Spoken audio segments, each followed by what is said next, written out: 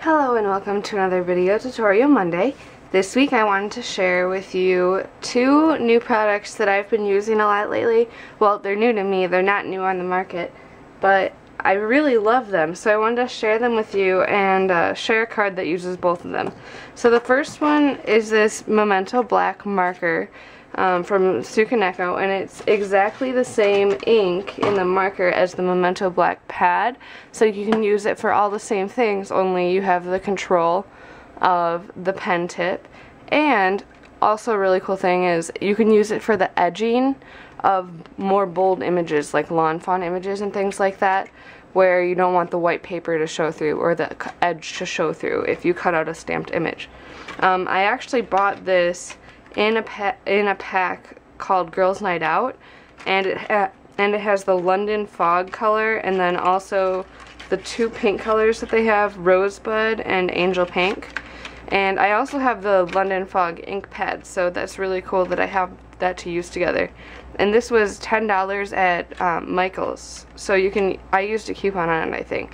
So really good deal for 4 markers, and even if, honestly, even if I just use the black marker all the time, it's worth the $5 to me.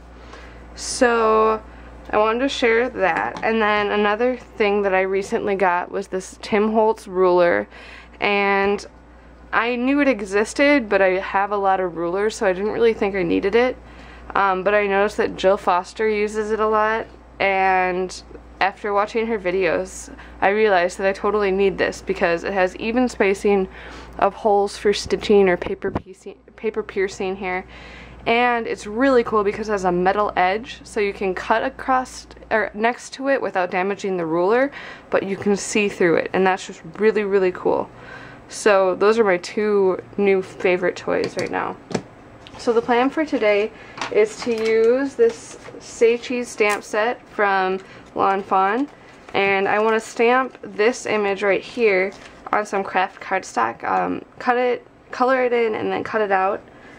And then I can use my black marker along the edges just to make sure everything looks nice and clean. So I'm just going to start out by stamping my image first. I'm just going to use my Memento black ink pad.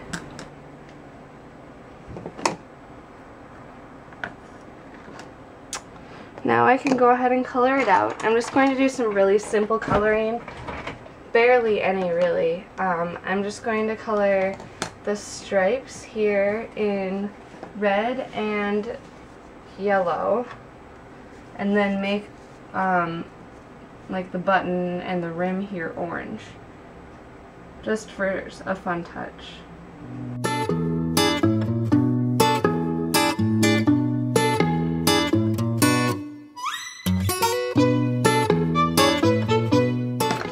So after that really simple coloring, I'm just going to go ahead and cut it out using my cutter pea scissors.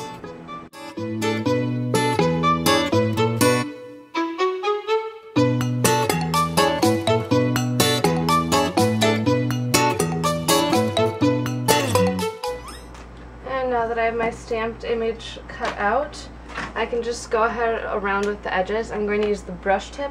There's also a fine like writing tip on the other end here, and I'm just going to use this along the edges here. I know you can use a Copic for this, and I have done that in the past, but I find that a Copic bleeds a lot, and so if you hold it in one place for a while, it can ruin your image really quickly. And this one doesn't seem to bleed nearly as much, so I really like it.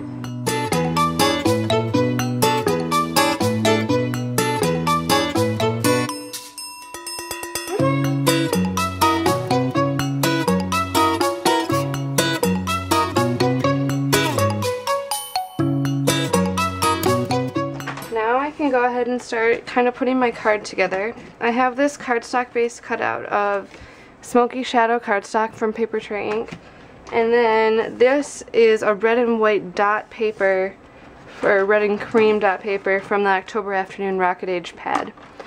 And as you can tell, I'm kind of obsessed with that right now because I used it this week and last week, but that's okay.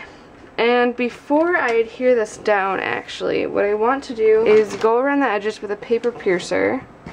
And I'm actually going to go from the back That way, I learned this tip from Jill Foster as well. This way the holes kind of stick out the front and then you can ink over them and they really show up. So it has this kind of cool grungy look then. Take my retractable paper piercer and kind of line up the ruler here along the edge. There's a perfect 1/4 inch measurement from the inside or from the outside of the card here, so I can just go and start 2 holes in and go until it's 2 holes from the end, and it'll be a perfect border all the way around. So I'm going to go ahead and do that.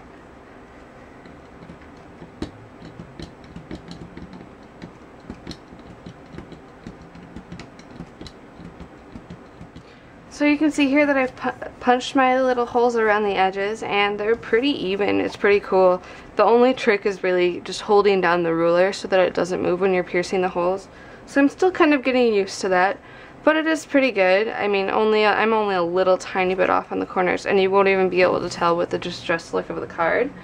So I'm going to go ahead and add some tea-dye distress ink to the front of the card now. And I'm just going to start from the edge and work on just kind of lightly, and then this just adds a nice distressed vintage look to the paper and also brings out those piercing holes.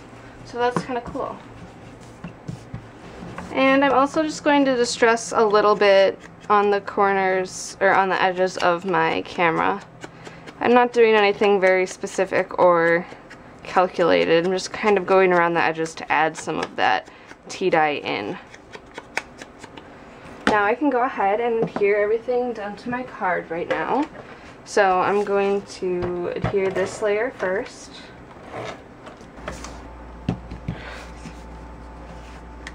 And then before I adhere this down, I'm going to get my sentiment set up. So I have this 1-inch strip of cardstock, and I think my sentiment will fit pretty well there. But actually I'm going to trim off about 1/8 of an inch just because I want it to fit the sentiment a little bit better. So I'm going to use this ruler again and line it up. Each one of these little grid marks is 1/8 of an inch. So you just count up to the 7th one and then you line up the grid line all the way down. And this side is the one with the metal edge built in.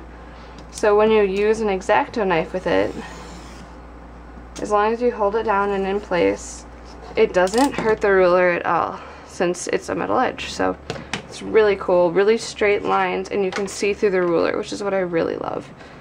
So this also helps for people like me who have a guillotine trimmer, who I love my tonic trimmer, but you can't see anything under about an inch. So it's really great to have something that's more specific. So I like that a lot.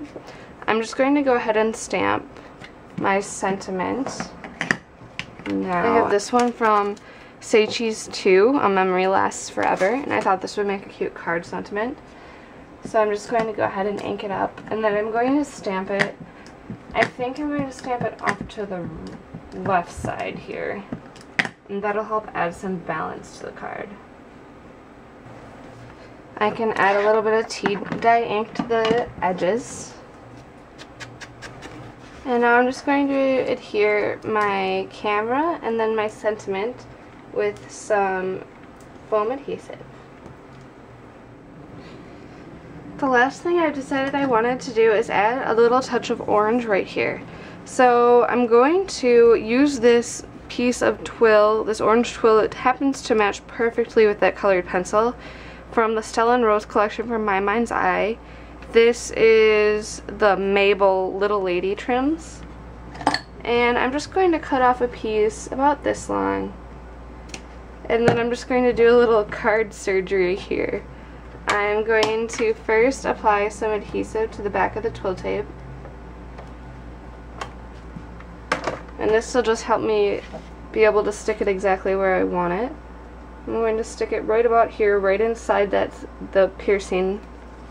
And then I'm just going to carefully peel up the foam adhesive that I just stuck down. And then fold these little flaps under.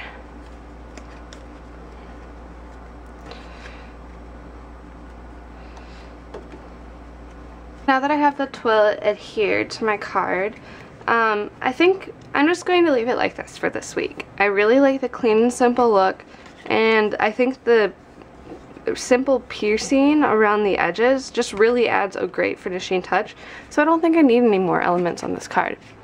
So here's a picture of the finished card for this week. Here's a close-up.